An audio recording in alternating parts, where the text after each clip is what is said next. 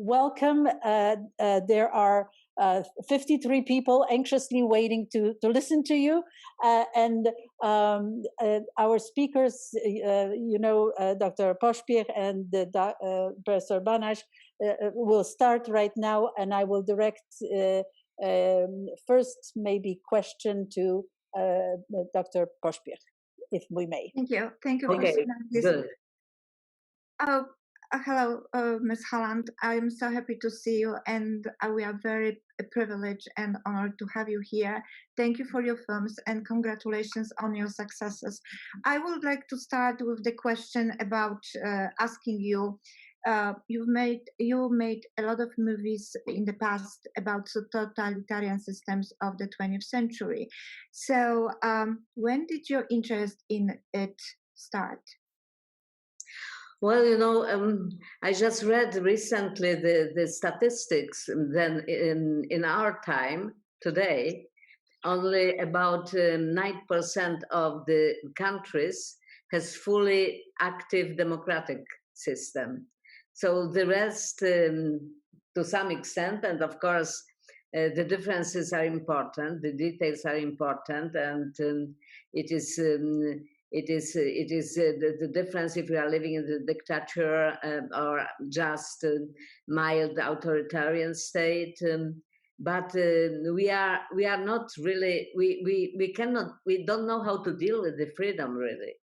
And in some point, I read another survey quite recent, where it was told that in majorities of the country, the people imagine or wish to have the leader who is strong, authoritarian somehow, attractive to the people who want to follow him, which explains also the popularity of some populist leaders like Donald Trump or Erdogan or many others. So yeah, when I was doing the films about 30s or 40s of 20th century, I had already then very urgent feeling that I'm not speaking about the past, that those potential of the evil was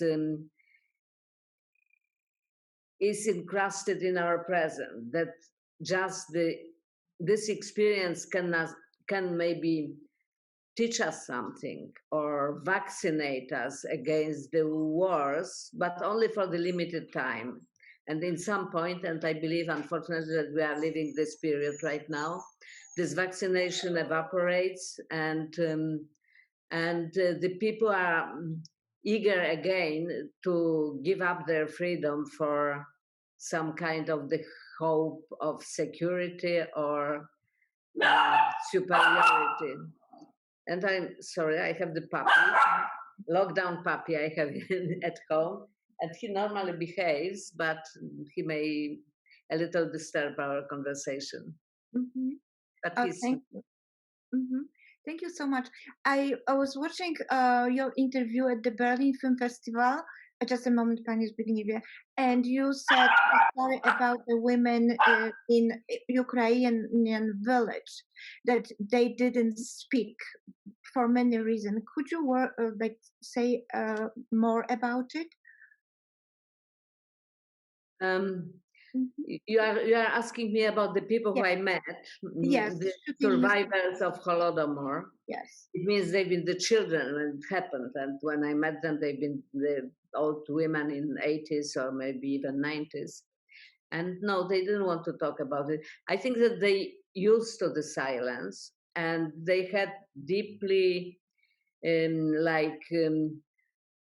encrusted in their head that it's dangerous to speak about it, and also that it's shameful to speak about it. They've been forced to the silence. Entire nation was forced to the silence, and this experience was never told and worked out, which makes it, I think, even more tragic.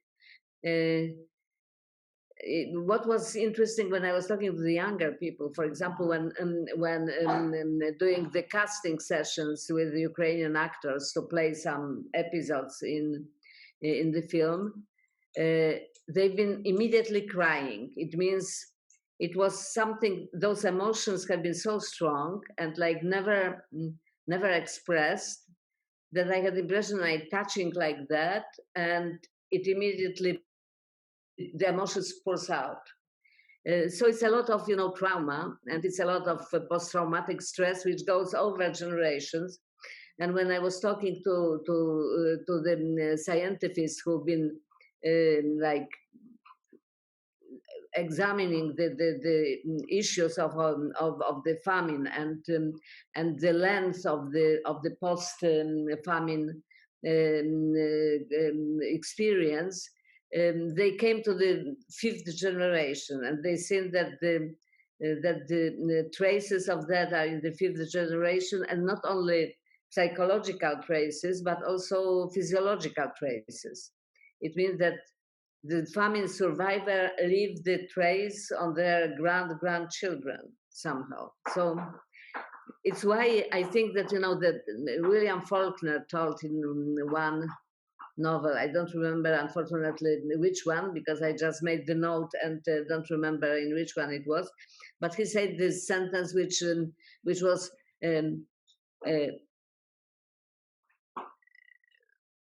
past is not the past. I even don't believe that the past exists. And and it's my feeling exactly. It means what happened, it's not over. And the most of the things which happened are not over. And especially, it certainly is relevant for the first half of 20th century. And especially in this bloodland, as Timothy Snyder was describing it. It means Poland, Czechoslovakia, Ukraine, Belarus, and part of Russia, and so, where these battles between two totalitarian ideologies and regimes, and before even in the beginning of the 20th century, it made the people the victims and also the prisoners of some incapacity to decide about their lives. They had the roles which we designed, and they've been the victims, the perpetrators, the heroes, and the silent witnesses, conformists. So, well, yeah. Thank you. Pani Zbyszku, proszę bardzo. Agnieszka, it's great to see you again in good spirits. And thank you for joining us for this conversation. Staying with the subject of Mr. Jones, of course, it's a story of a Welsh journalist who is trying to tell the world the truth of what's happening in the Ukraine. But on the one hand, we have people in the positions of power who don't want that truth to be known. On the other hand, we have the public that may not be all that interested in what the truth is. And I'd like you to talk a little more about what you see as the egregious problem of the past with respect to the role played by journalists, especially Walter Duranty, the Pulitzer Prize-winning New York Times journalist, who is one of the bad guys in this story, and how it connects with where we are today, because it seems to be yet another aspect of yesteryear that seems to have a great deal of relevancy with respect to our present times. Well, I made Mr. Jones because of this relevancy in the first place. It means, of course, I wanted to put this spot on the suffering of the practically voiceless victims, because very few people in the world are familiar with this genocide. And in general, the communist crimes and the communist genocides and Stalinian genocide, they didn't made it into the global conscience somehow, and they've been forgotten and forbidden, forgiven. Sorry, and so that it was the one important reason. But personally, the main reason for me, it was because I was seen in the story the reflection of our times and the question of the journalists and media, and what is the truth in the first place. Because fake news was not invented by Putin and Trump. Fake news existed then, and alternative realities as well. And the use of the belief in the ideology and beliefs in the lie, in the reason to lie, right reason to lie, was always invented, not in our days, but certainly in 30s of 20th century. Journalists, the role of the journalist, when the world is polarized and we don't know where the truth is very simple. It's report the facts and fight for the truth. Investigate the facts and report them. It's what Gareth Jones was doing. But very few journalists are doing it in our days. You have some, less and less, because it's costly. It costs the money to the publisher, and the publisher doesn't like to spend this money because the money don't come back. And it's costly in danger, and sometimes danger of death for the investigative journalism. But without free, objective and courageous media, we will not have the democracy. It's just impossible. Unfortunately, in the moment when the media are in some way corrupted or safe for some identity reasons, for example, that those medias are expressing only one side agenda, and when the facts are against this agenda, they rather change the facts and not the agenda. And we see it now in Poland, in US, in UK, in several countries which are so-called democratic. So when the media are corrupted in some way, when the politicians are cowardice and opportunists, and when the society, the audience is indifferent, anything can happen. And somehow I was showing it in Mr. Jones. Dr. Pośpiech? Thank you. That was really good to hear it. I wanted to ask, in your movies, the political is strongly connected to the personal. Can you elaborate about it? Well, I think political is personal. It means I think that everything is political. And then, of course, you have the times, this no history, as Fukuyama said, times, when you can live with the feeling that, okay, you can vote for this or this politician because he's more efficient, or he has nicer ideas, or he have better tie or whatever. But it doesn't change your life, really. And your life, it's in your hands, you think. You can even not be interested in any kind of the politics at all because it's not relevant for you. It doesn't concern you. But those times are mostly very short, and then immediately follow the time when you see that if you are not interested in the politics is certainly interested in you, and start to play with your life, with your body, with your wealth, with your peace, and with your future in the first place. And what we have now in Poland that is really interesting. Poland is an interesting country, not in a nice way in those days, but interesting. And on many aspects similar to resemblant to the United States. And the youth, which was kind of sleeping and thought that they are not interested in the politics, they woke up, and especially young women, when they understood then their personal freedom, the most personal freedom, it means their body, their decision of of if they want to have the child or don't want to have the child, if they want to give their sacrifice their life to take care of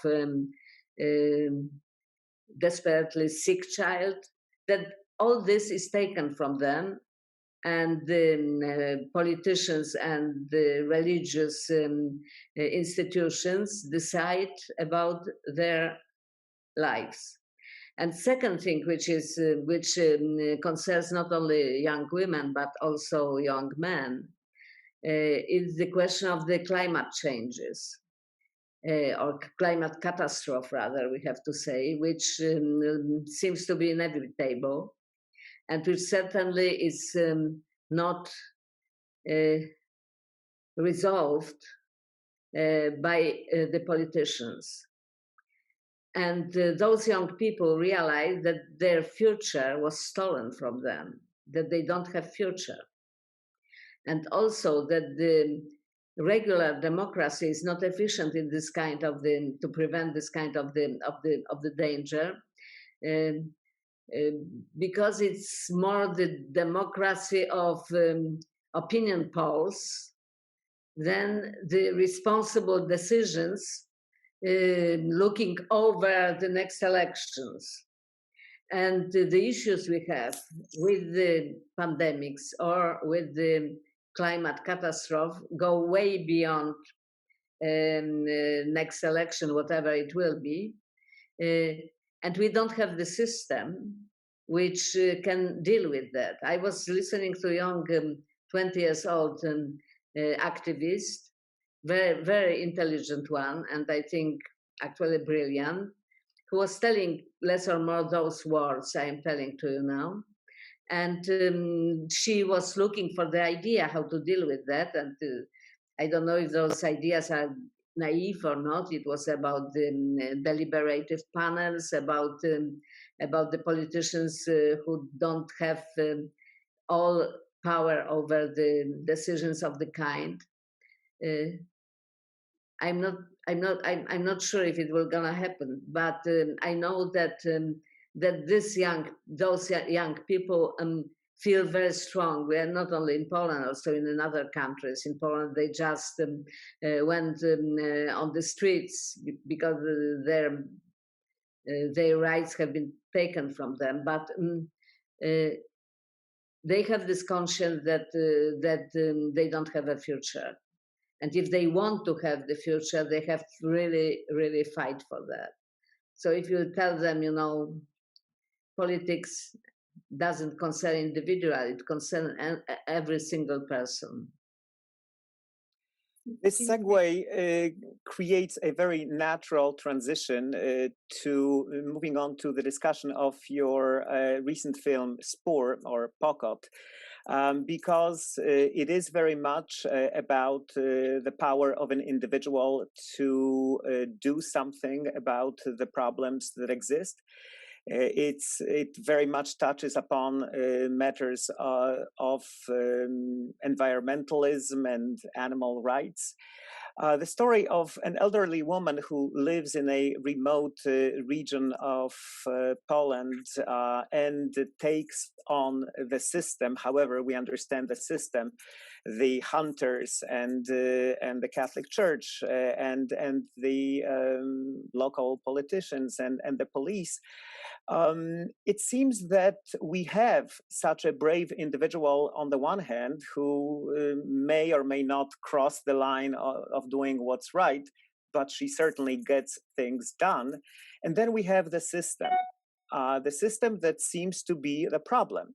And maybe it's a coincidence, or maybe it's not, that the system is represented by men in the position of power, whether it is the local police, politicians, or the Catholic Church.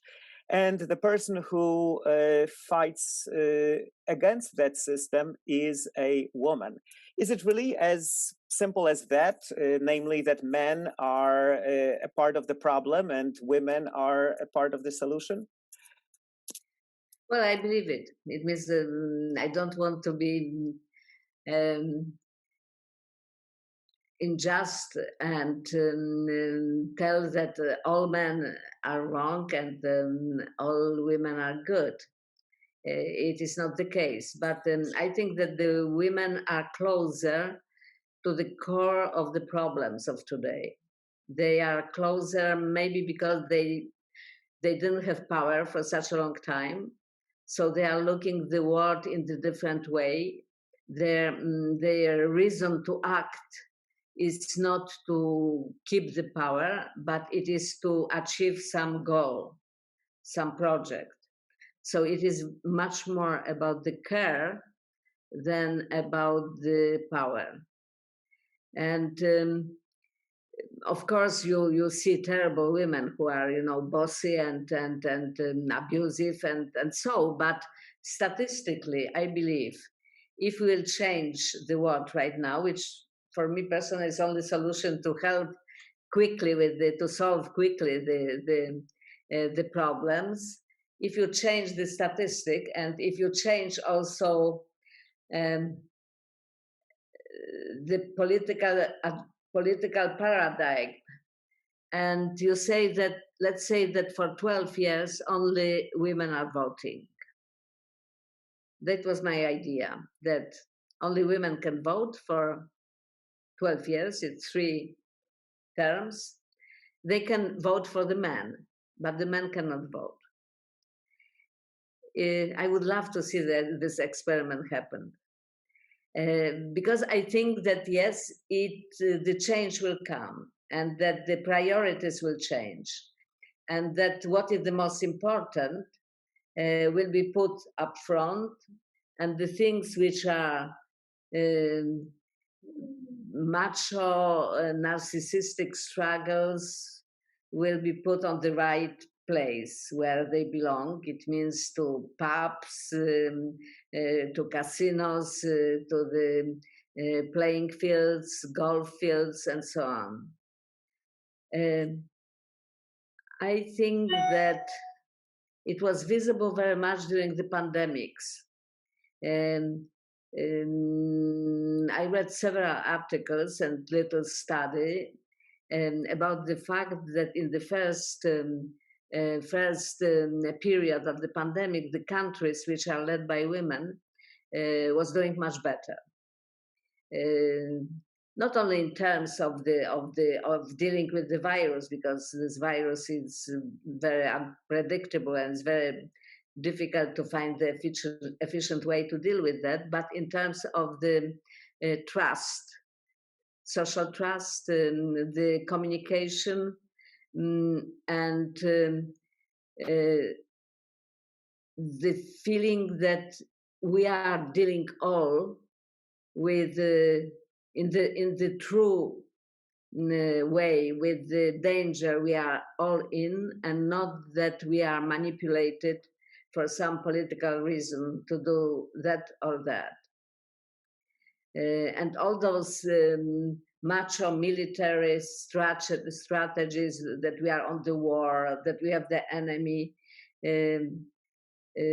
became pathetic somehow, because those guys like Macron or Boris Johnson or others went to the war without any kind of the arms. They didn't have the masks, they didn't have the respirators, they didn't have like the basic things, even the liquid to wash the hands, to sanitize the hands.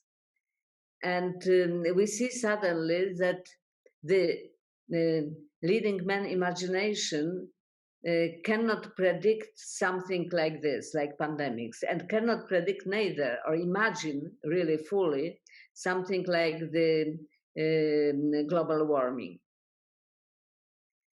So somehow they are useless now with this approach of the bilingual approach and with the approach of military strategy and the powers game.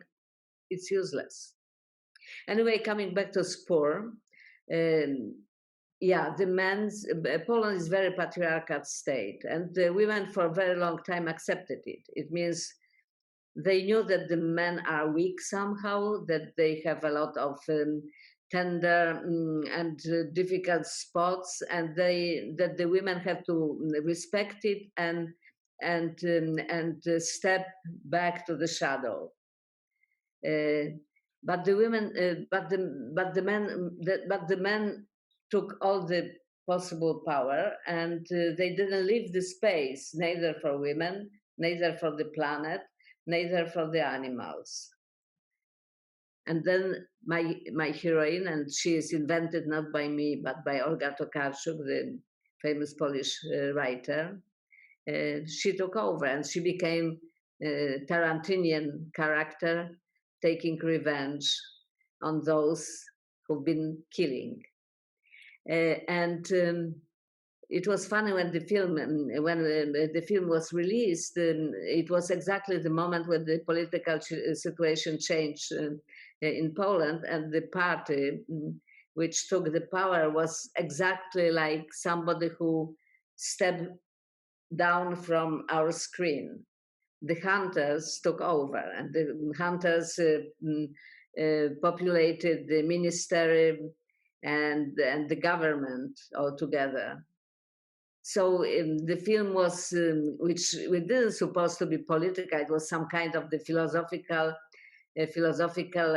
tale, playing with some very modern issues. The film became directly political, and the main character became like the symbol for the protesters on the street.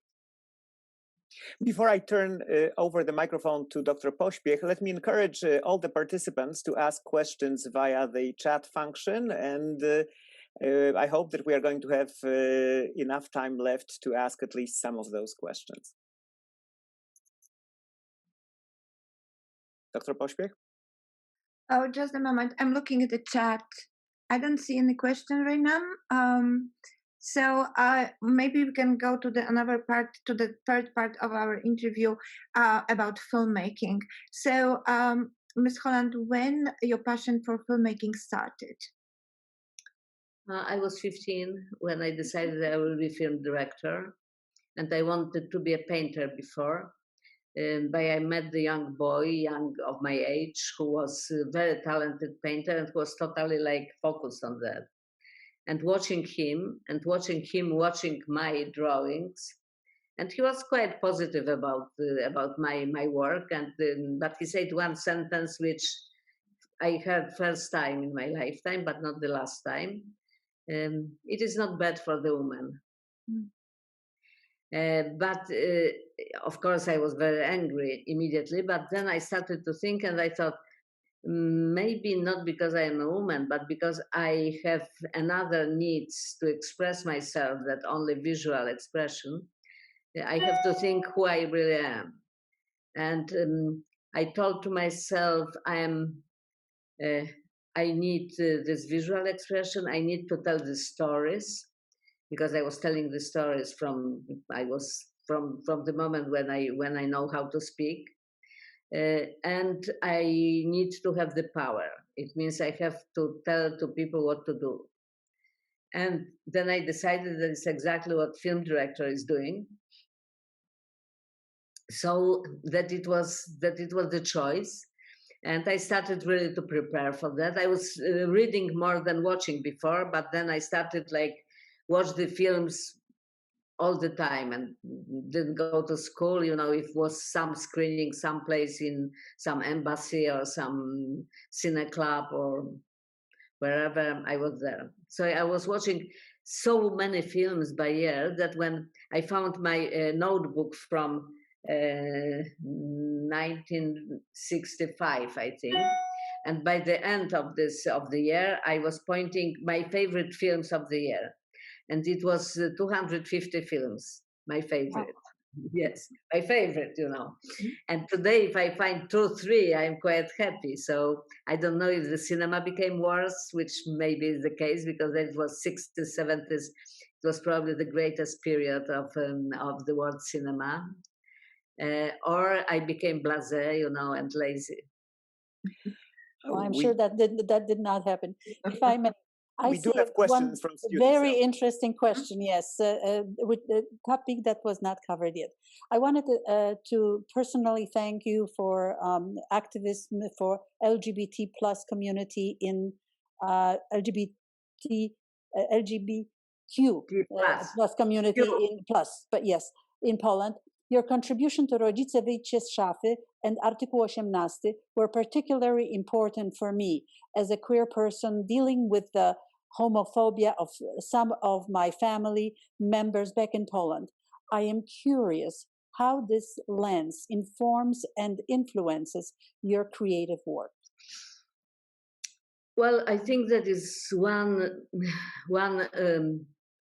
Thank you, Daniel. It's one thing which I was taught by my parents, my mother especially, that if I see that somebody who is less fortunate or not in the position of power is persecuted, I have to react. And it happened that in Poland, the most, in this very moment, persecuted and endangered community is LGBTQ plus community. And it angers me a lot. And not only for personal reason, it happened that my daughter is lesbian, and I had a lot of homosexual friends.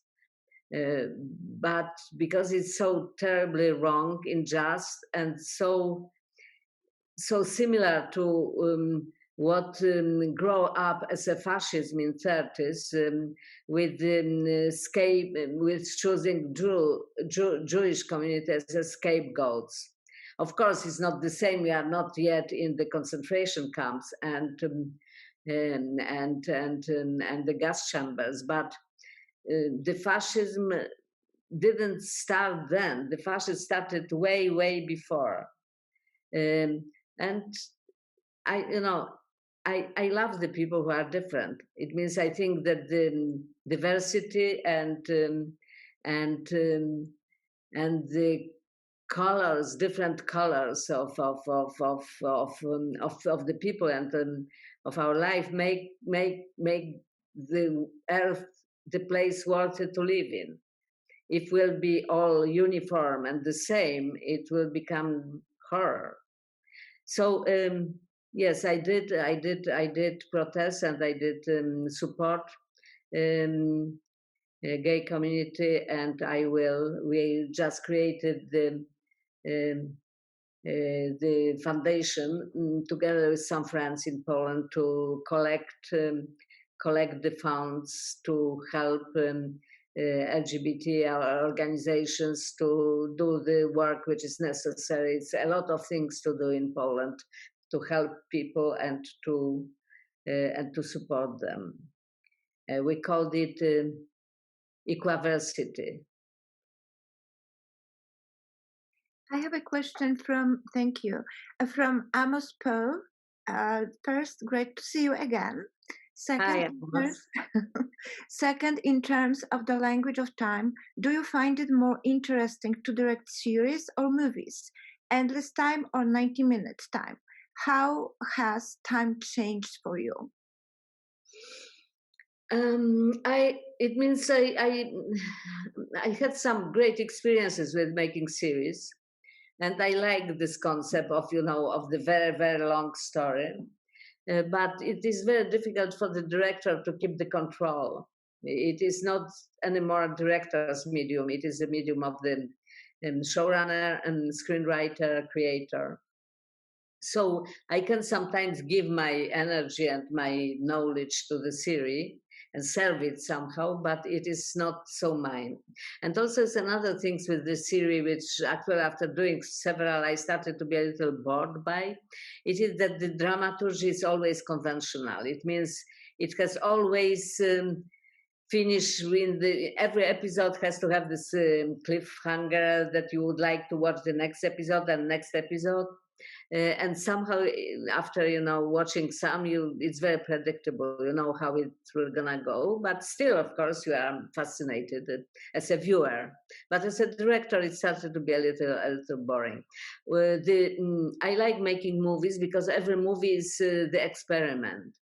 You can compare the series. It's very difficult to compare movies, especially independent personal movies. They have always some bigger risk. And to make the movie, and especially a good movie, you have to really leave your comfort zone. You have really to struggle with the unknown. And it shows in the editing process. The series 1 hour episode you can edit practically in 1 week. You cannot edit the long feature film in 2 weeks. You need months, because it's never like it still has to come together. It still you have endless possibilities how to keep the narration. I like miniseries. That actually is my favorite format, because all my movies are too long, and because the distributors want it to be under 2 hours. I always have the impression that I have the suitcase and many things. I can put these things into the suitcase, and when the suitcase opens, it pops up. And miniseries gives you the luxury of the time, and to develop the relationship, to keep the silences if it's necessary, and so. So if I have the choice, if I will be still doing more, it will be between movies and the miniseries. But of course, after the pandemic, the movies are in very precarious position, because it will be, we don't know what will gonna happen with the theatrical releases, the economy of the film industry, the distributors, and so on. As long as we're talking about the film industry, you're someone who went to film school in then Czechoslovakia, then worked in communist Poland. During the 1980s, you worked in Western Europe with movies such as Europa, Europa. Then in the United States, and now you do some projects in Poland and some in the United States. How do you compare these various places where you worked in terms of the environment for you, the filmmaker, but also in terms of the kinds of stories that you were able to tell in those places? Well, I think that all my stories have some universal quality. It's probably also why they've been attractive for the people in different countries, and also for Hollywood somehow. I was invited to come to America and to write and to work here, because my movies have been attractive and accessible for American audience and American producers. So I like to focus on the specific detail, but in the same time, it's important to me that the story will be understandable and attractive to the wider audience than only my local audience. Working in different places, you have the differences. The crews are different, the habits are different, the organization is different. But in the same time, in the filmmaking is something which is international, and like it's international language. You don't need to know very well the language to communicate with your crew. And the actors are every place the same. It means that it was when I was starting doing my first movies, first in Germany, then France, then US. And I was surprised how similar the actors are in any of those places. And it doesn't matter if they are big Hollywood stars or if they are provincial actors from some remote city like, I don't know, Gorzów Wielkopolski in Poland. They have same needs, same generosity, same sensibility, and same pureness somehow. And I think personally that the actors, they are the race apart. And they are a bit like, for me, who is like taking my suitcase from one continent to other, they are a bit like a family. So it is different, but in the same time, you can always find the point, when the familiar point, and the real warm relationships with the people you are working with. But the audience reacts differently, of course. That is very wide subjects. I will be not elaborate anymore, especially that I see there's plenty of questions right now. Yes.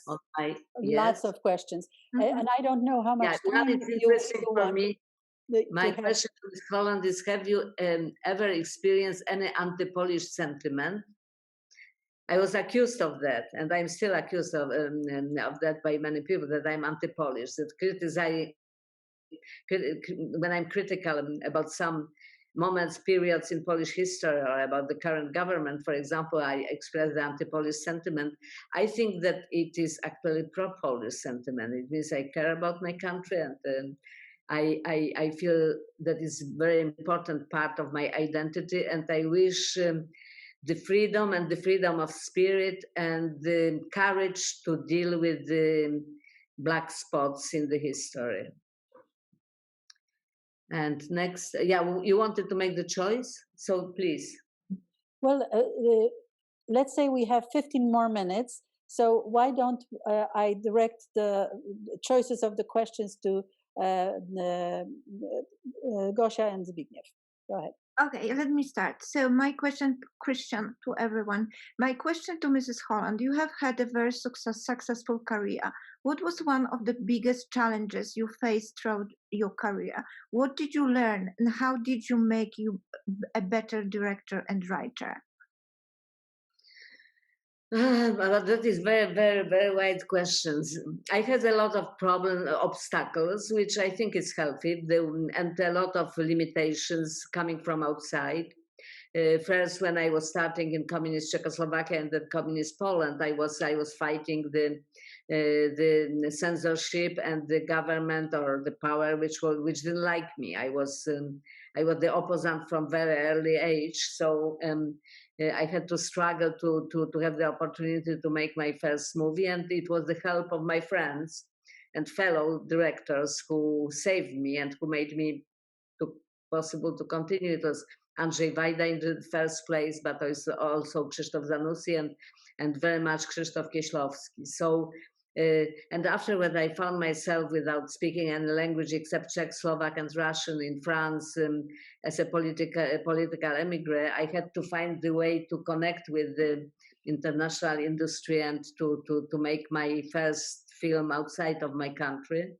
And I was a woman. And then I realized that being a woman, it is much more difficult. And I started actually to feel this glass ceiling only when working outside. Because in Poland, we have this big enemy, this, bad communist guy. And here I was seeing that it has, some of my problems has nothing to do with that, but exactly with my gender. So I don't know why. I don't know why me and why so many of my colleagues didn't make it, especially female colleagues. Why I don't know where this kind of the stubbornness or determination or faith in yourself is coming from. Probably my parents, especially my mother, helped me because she really believes that I can do whatever I want and that I'm really special. So this short, a bit fat woman with very bad accent, that I'm able to do what I did, that is a kind of the miracle. There is another question from someone who wonders about your long-standing interest and involvement with Czech film and culture, given that you studied in Prague. And the person says, I saw your amazing two-part film, Burning Bush, and know that your most recent film, Charlatan, is a Czech production and deals with a Czech subject. And if I may add, it's on the Oscars shortlist this year for the international Oscar. So if you could please elaborate on that, it would be great. Well, I spent 5 years in Czechoslovakia in the film school, and it was the most formative and most important years probably in my life, which made me who I am somehow. Because all the initiations, artistic, filmmaking, personal, erotic, political and social initiations happened then. And it was very stormy time because it was Prague Spring, and after which was crushed, it was the movement of the democratization of the communist country, and it was crushed by Soviet tanks and also Polish tanks, unfortunately Bulgarian and East German. And after I've seen the resistance of the people, which was actually quite quickly crushed by the lack of hope, and I've seen the conformization of the society, and the people accepting like oppression and dirty kind of, corrupted, lying government in order to survive and in order to have like quiet life. So a lot of things which after you can find in my movies, I experienced then. I was in prison there. That was great experience. It means great, very, important experience, and very like reinforcing somehow, because I was seeing what I'm able to stand for, and how strong am I, and how weak I am. So it was, if I can be afraid or when I'm courageous, it was like good exercise.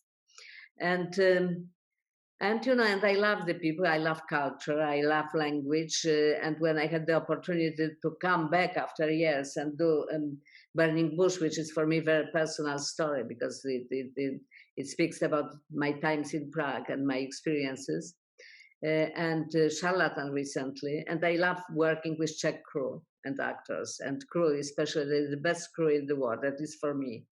They love me, they follow me, but in the same time, they are real partners, very democratic. Czech Republic and Czech culture is very democratic. You go to the hospoda, which is a Czech pub, and you see sitting at the same long table the most famous writer, the president of Czech Republic, Václav Havel. It is not now because he's dead, but when he was alive, and the worker from the nearby factory. So, and they are talking together, and you don't see the difference really when you look at them. And same is with the crew. I would like to combine two questions. There was two people asked, what do you think makes a movie brilliant? And as a kind of continuation, which movies are your particularly favorite from Poland and internationally in recent years? Well, it's very subjective. For somebody, something is brilliant, for another person not. So it's not like the one stamp you can put on the movie brilliant. But I think it is certainly the honesty, originality, talent, but the courage and, to go someplace where no one been before. It means it's like, and in order to touch people's heart. And I think personally for me, the brilliant film is the film which communicates with the reality, and especially with the future, and see the things which are not visible yet, like put the finger underneath, under the skin, and feel some pulse and can express it.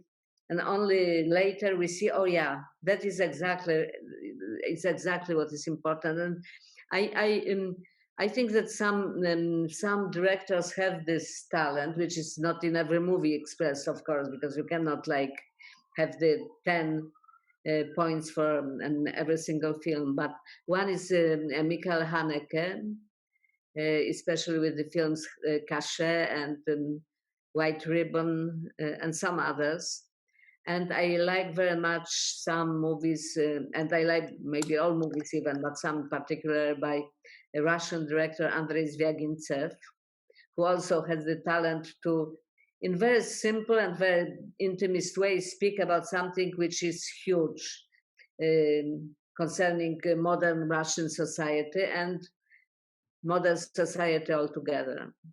Recently, the recent films, Polish films, I like a lot, because it's the different perception, because I know the people, I know their. Of course, I like Pawlikowski's films. Paweł Pawlikowski's means Cold War and Ida. I like Małgorzata Szumowska's some film. I like a lot of films. I don't want even to put it like that. And I have many directors in my family, female directors, my daughter and my daughter's friend, partner, and my sister. So, and I love their movies, of course, but I'm not completely objective. But I think they are great anyway.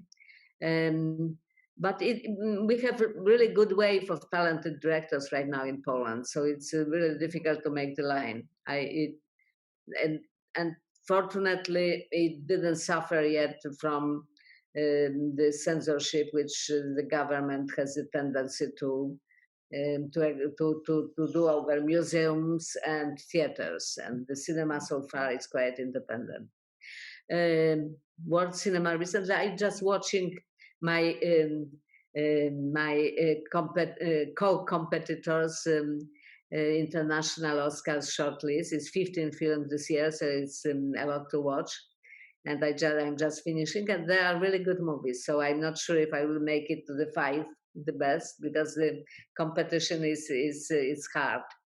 But I was very impressed by a Bosnian film by Jasmila Žbanić called Quo Vadis Aida, which is very difficult film because it deals with the genocide massacre at Srebrenica during the Yugoslavian war, and the responsibility for that of United Nations soldier. It means who've been like controlling this territory.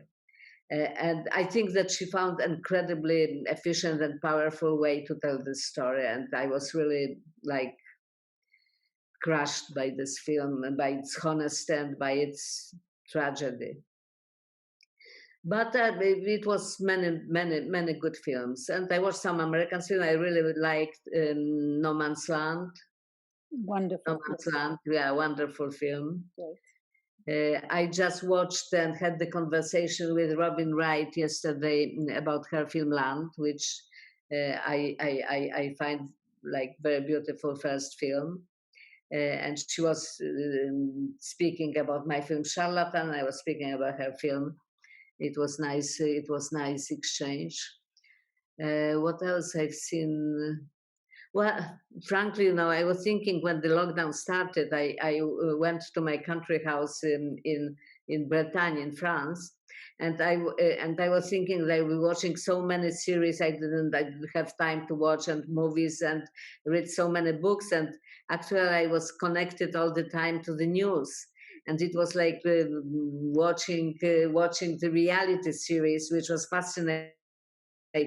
A pandemic was fascinating, and especially on the first season, and the Polish presidential election that was very like that was House of Cards a la Polonaise, and then American presidential elections. It's so many very like interesting things that it's difficult to compete for the series. I remember when I was working on the 5th season of House of Cards, exactly during the time of presidential elections when Donald Trump became the president of the United States.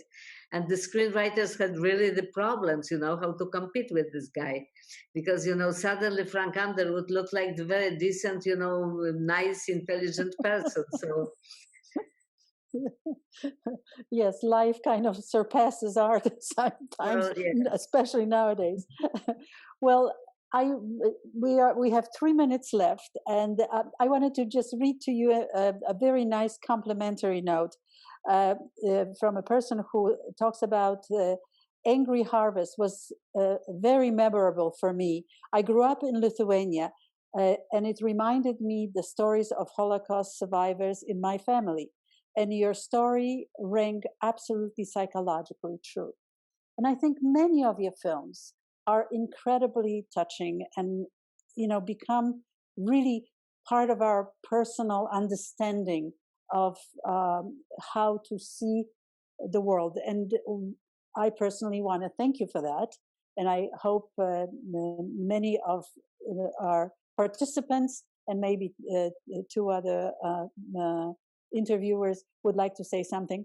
But thank you very much for participating and for sharing your thoughts with us. Again, I'm so sorry that our conversation was cut short because of this incapacity to connect, which I'm really ashamed. Oh, no, don't worry. No, we are grateful that we connected. Yeah. Maybe just a very quick question coming from one of the students. What's next for you, and do you have a dream project or story to tell? Well, dream story. No, I don't. Not dream story. I'm thinking, I try to find something which will be exactly relevant for post-COVID times. And I would like to make the film about the woman, a bit about the Polish activist woman. Not particularly about one character. I would like to make the compilation of few, even if every of those characters are very colorful and powerful. And when I was exactly watching No Man's Land, I was very inspired by this film to go into this direction and to make something. I did the movie in Poland. It was my last Polish movie before the emigration, called The Woman Alone. And I feel that maybe it's time to do another Woman Alone story.